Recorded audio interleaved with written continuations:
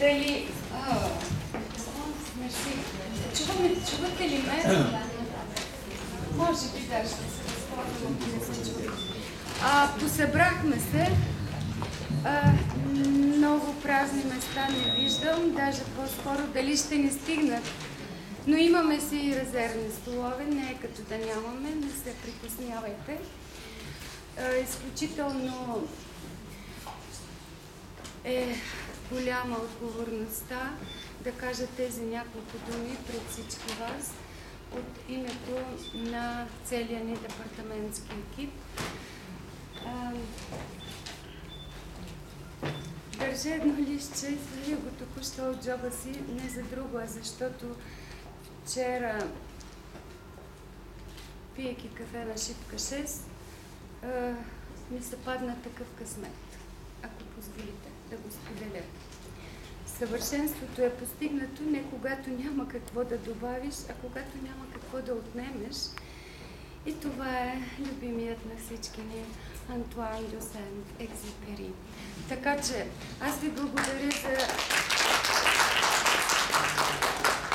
благодаря за топлите думи, които в началото, пристъпвайки прага на нашия двор, на нашата сграда, вие бяхте така добри да ги кажете, добрите думи, а именно, че програмата е интересна, обещаваща. Не бих казала, че форумът ще бъде съвършен. И все пак това, че всички вие тук сте дошли и участвате в този форум и ще участвате, ще си споделим тези 3 дни, е достатъчно значещо.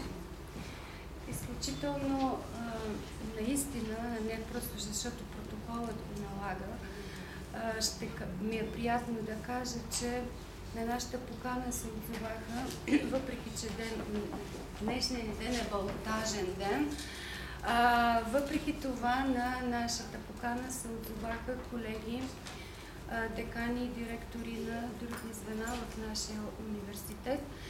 От господин ректора имаме специален поздравителен адрес, след малко той ще бъде прочетен, но преди това, преди моите уважаеми колеги водещи да представят гостите, аз наистина, просто защото се чувствам не единствен домакин, а редом и с колегите ми декани от името в целия наш университет. За това бих искала да ми позволите, жени, и Мартините да сега, да ми позволите мъничко да иззема и от вашата роля, а именно да кажа добре дошли още веднъж на...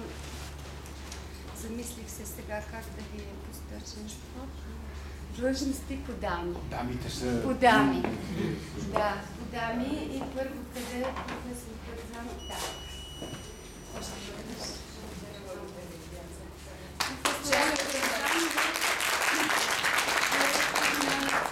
За образователни услуги в нашия университет. Доцент Мария Григорова, госпожа. Аз мисля, че след малко всеки един от тях ще може да каже от себе си по нещичко, защото подразбрах, че някои от тях имат светли спомени, може би не толкова носталгични, но и така да е. Пак ще е добре за тази сграда. Професор Димитър Гиров, декан на факултета по начална и предучилищна педагогика. Така че с тези няколко думи бих искала да пожелая на добър час на нашия форум. И така както засадихме този клен, който има наистина, така поне са вярванията, има наистина малко или много физическа сила да ни приютява, да ни сходява отново и отново. И вие, уважаеми наши колеги учители, не ни забравяте, вижда се това, няма да ни забравяте. Тук са, както чухте, и колегите от факултета, най-вече нашия ваш факултет са роден, така че продължаваме си заедно. Живи, ти да си.